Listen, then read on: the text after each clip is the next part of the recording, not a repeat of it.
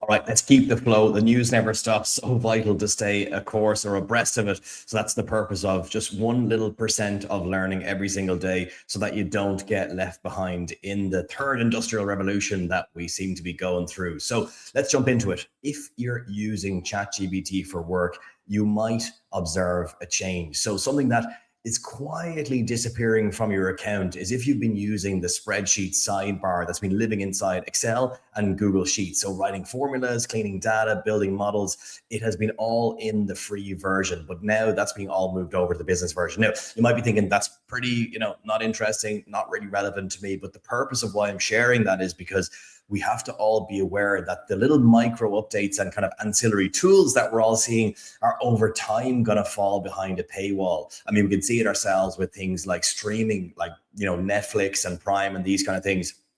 Several years ago, the cost was a lot lower and, you pretty much had access to all areas. You could share the password with 40 of your mates. Not that I would ever condone that, not that I ever did it. You know what I mean? Basically, we've all been there, done that. But now what you see is that the costs are going up. And also there's even, sometimes you go on to some of these streaming services and it's really laughable. You have to, pay the fee, and then, which is kind of, a decently more substantial fee than it once was. And then you're also like, asked to rent a movie or rent a series, which is just bizarre. So, and then over time you end up with multiple different subscriptions, and then you're kind of paying the add-ons within the subscription. So the point of why I'm sharing this, change with ChatGPT is to ultimately say this is coming down the track. So if you've got access to tools, take advantage of them now, learn them now, figure out if you actually need them. And that's why it's so vital to spend a little bit of time every single day to tune into what's going on in the AI tool space, because otherwise you just get left behind. So the interesting part, as I say, about why AI gave it away for free is that it signals about where the money is moving. So this week, the AI story split in two. So hype at an all-time high, and then kind of reality slamming into a physical wall. The gap between them is exactly where the opportunity is hiding. So let's jump into it. The story kind of starting to split in two, as we say. So collision number one, the economics are being questioned by serious people. So this is a kind of an interesting theory that's knocking around at the moment, but a peer-to-peer review paper, or peer-reviewed paper rather, from the Wharton Business School and Boston University, published in March entitled "The AI Layoff Trap," argues that firms automating in lockstep, building a trap. The workers that they fire are also the customers. So basically, in conclusion, at the limit, firms automate their way to boundless productivity at a zero demand, because the idea is that, if thousands and thousands of people are being laid off, then ultimately who is going to consume these products and services? So basically, it's a kind of a strange concept, but the idea is like in 10, 20, 30 years, will there be demand for things, or even less? I actually saw an interesting Twitter post yesterday from an AI architect. I think Claude just saying like in the next 10 years will really tell a lot where we go with in terms of automation and like just general awareness. He was basically, the point was that the AI stuff that we get access to, chatbots, a spreadsheet from ChatGPT, a spreadsheet chain, tool, is nothing in terms of what's available with AI. Like when you go behind it, the heavy military usage is where the real cloud of AI is being used, which is obviously, kind of frightening in ways, but that's where the real energy is being spent. So what we get basically is like the bread, is like the, the really docile kind of dumbed down version of it. But let's keep moving. As per the Financial Times analysis, 30 to 50% of the 140 planned US data centers may miss 2026 timelines or be cancelled. Bottlenecks with transformers, batteries, grid connections, and local opposition over power and water. So both stories come to the same conclusion. The winners deploy AI on narrow, boring, repeatable tasks that save kind of measurable hours daily, and the only version of AI that works at scale the hardware can currently support. So narrow and shipped beats broad and theoretical. So that's obviously when we bring it back down to the kind of AI that you and I can access, is just making sure that if you're thinking of using this, that you're using it in a super specific way. You're not just kind of broadly dabbling around. So try to be, I guess, use AI with intention, I guess, is the point. All right, let's keep moving forward into kind of tool changes. So what changed and what to do about it? So as we say, the ChatGPT sidebar is dying today. So a spreadsheet native sidebar no longer available. So check your access before building on it, because it'll be super frustrating if you lose it in the next day or two. The strategic move is OpenAI marching into Copilot and Gemini's turf, basically. So own the spreadsheet, own the finance, own the ops and analyst teams. Just really make sure you don't lose access to that. So Google Gemini daily brief plus a 60% price cut. So daily brief turns inbox, calendar, and top tasks into a prioritized morning digest with next steps. So daily brief is like a kind of a sub product from Google Gemini now that you'll see available. And Ultra dropped from, so Ultra being their subscription fee, dropped from $249 to $99. So now level with ChatGPT Pro and Claude Max. So interesting to see Google bring the price down to become more accessible. I mean, I actually haven't checked recently because it's a constant kind of league table of usage, but it, anecdotally, it seems like most of us led the way with ChatGPT. Then we all got into kind of using Claude because it's a very holistic, you get a little bit of everything with the ecosystem, but it feels like Google's kind of lagged behind. Again, super anecdotally, open to your thoughts on that. If you delve into Google predominantly, I'd love to hear your feeling on it, but interesting that they're bringing down the price to be more accessible. Over to Anthropic, Claude Opus 4.8 plus doubled max limit. So we mentioned that 4.8 came out over the last couple of days, but 4.8 leads the artificial analysis intelligent index. That's a tongue twister, shall we say, and tops coding benchmark. So the Max Plan's latest rate session was roughly doubled. So if your throttling was a reason to avoid heavy Claude usage, you should give it another look. So note that the doubling is Max specific. It's on the Claude Max subscription level, not the Pro. All right, so Apple WWDC is 6 days out. That's the keynote speech. So Siri is the main headline after a delayed 2024 overhaul. In a January Google partnership brings Gemini models in with rumored hands-off to third-party chatbots like Claude or Gemini. So in a way, this could actually kind of open up Siri to multiple different companies, multiple different tools, but the core being the Google service. So reportedly a $1 billion a year to Google for the 1.2 T per annum Siri model, and an Apple AI staffer left for Google AI, or for OpenAI actually.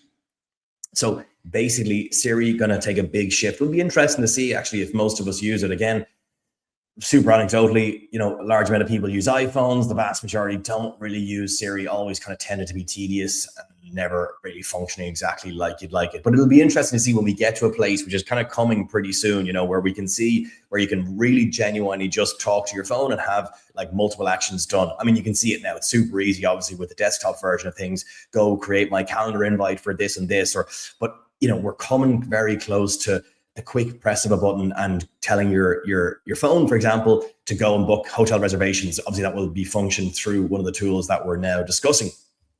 All right, let's refocus in on how you can use this, whether you're employed in a role, whether you have a small company, or whether you're thinking about pitching services. This is where it's vital to focus in on, the broader news. So be aware of the broader news so you can handle your own in terms of conversations around it. What's happening in the universe of AI, but then let's whittle it down to how you can use this from a money-making aspect, whether it's, moving yourself forward in your career, whether it is selling services to other companies, or whether it's just improving your own internal business. So how to cash in this week. So every play below is narrow. It's boring. I want to kind of emphasize that, because boring is good when it comes to AI. You don't necessarily want to be going for the sexy, glossy stuff that's one-off hits, the sugar rush. It's the boring, repetitive stuff where you can save hours. So think of areas that are just burning hours in your business, or areas that you can see. Excuse me. So if you are employed, pick one recurring report and rebuild it as an AI assisted workflow with a human review step that you control. So don't say I used AI. That's not interesting to someone. If you're, in the chain of management, you're saying to your line manager, I used AI to make this. They're just going to think, Jesus, that you just, what you're using fake tool. You're not putting the work in. Like, that's not what you want to kind of frame this as. You want to see, I cut this from 4 hours down to 40 minutes. So you're basically selling the recovered time that you had. And that's, you want to become the person who is going to your line management and saying, or going to the owner of the business and saying, like, look at the kind of what I can extract in terms of, like, look at the wastage, look at the leakage in this company that I can eliminate through installing AI. So a couple of things. For example, if you are offering services externally, so 3 services that you could map out this week is the spreadsheet automation for SMBs. Given the sidebar news, that's going to obviously change. So if you have, a Max subscription, you can resell those services. You can do spreadsheet management, especially for kind of Small businesses with 5-10 staff, you can be sure they're operating in a super traditional way. If they were dabbling, which is extremely unlikely, in ChatGPT and using that free tool, well, then that is no longer. Next is the daily brief style executive digest for busy founders. So kind of a recurring retainer, low cost delivery if you wanted to give that service. So again, I mentioned that earlier with Google. I would strongly suggest, if you're going to do one thing today, maybe whip open Google Gemini, jump into the daily brief and see what it's about. And the final is kind of a tool stack audits with Ultra. So at 100 or max limits doubled, businesses overpaying for overlapping subscriptions, cut the waste, take a slice of the savings. This is the thing, like I was mentioning at the start, we all now, not we all, it's in a kind of broad sense, but a lot of people have multiple streaming services. And it's kind of funny, for people who maybe grew up and possibly showing age here, but people who grew up were thinking well, I want to get a satellite service for sports, or whether you're based in North America or maybe you're based in the UK. If it was in the UK, it could have been something like Sky Sports, or I want to get the Sky package. Or if it's in the States, you're paying for the sports package. It always seemed astronomically expensive, and even now can kind of sometimes be somewhat expensive. But the kind of irony of it is, most people now have they have Netflix, they have Amazon Prime, they maybe have HBO, they maybe have Disney Plus. Before you're going to be paying more than what was deemed historically expensive. Before, most people made the pivot to, I'll sack off Sky and I'll just have Netflix because that's got everything in it. But then you're in there and you don't really have the full universe anymore, because it's all the top programming is spliced between the different streaming services. So the point of that is that, think of the same model and frame. So many businesses now, small businesses, have done AI adoption. And again, even if you have your own small business, you'll probably see this. You have tons of subscriptions now starting to stack that you need to trim back. So it's vital to keep an eye on that if you're running your own business, or if you're an employee and or offering services externally. It's super easy to make the win. If you're in a role and you're working for a company, go to your owner, go to the founder, go to your line manager and say, can I do a review of what we're spending on AI? I'm pretty sure I could tighten it up and then maximize the usage. And maximize the usage to the limit.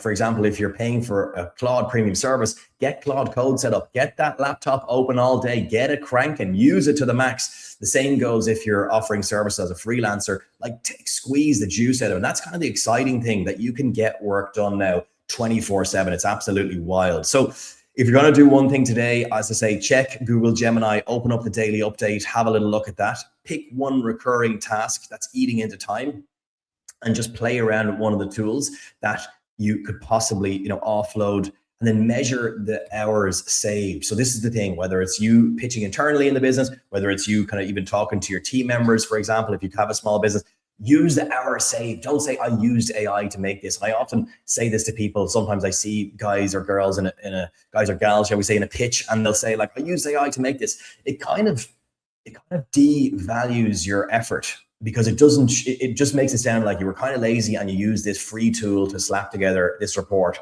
versus in contrast, you can just frame it and explain that hey, I saved 3 hours for us by piecing this together. Let me show you this review, this report. So don't focus on using AI as the thing. Focus on time, focus on real tangible things that are never going to go away. And that's the way to ultimately show your value. Otherwise, people kind of think you're just lazy basically by using these tools. So to wrap up, a couple of free tools sunset. Be aware this is a bigger kind of scheme. That's something that you'll see a lot. Serious institutions are questioning the economics around AI in general. The power grid is the bottleneck that nobody's pricing. Gemini got 60% cheaper today. Claude got faster, double the limits. Apple's biggest AI moment in years is 6 days out. The hype and the reality split this week. Your job is to stand in the gap and do the narrow, boring, valuable thing. That's the thing, the narrow, boring. I emphasize it. Boring is often, highly productive. So if you found this productive or helpful, I'd be super, super grateful if you subscribe. The goal here is just to try to be one little micro percent better every single day. Take 5 minutes for yourself. Don't get left behind. This is the opportunity. The time is now. It's not going to come back. Don't get left behind with this AI revolution.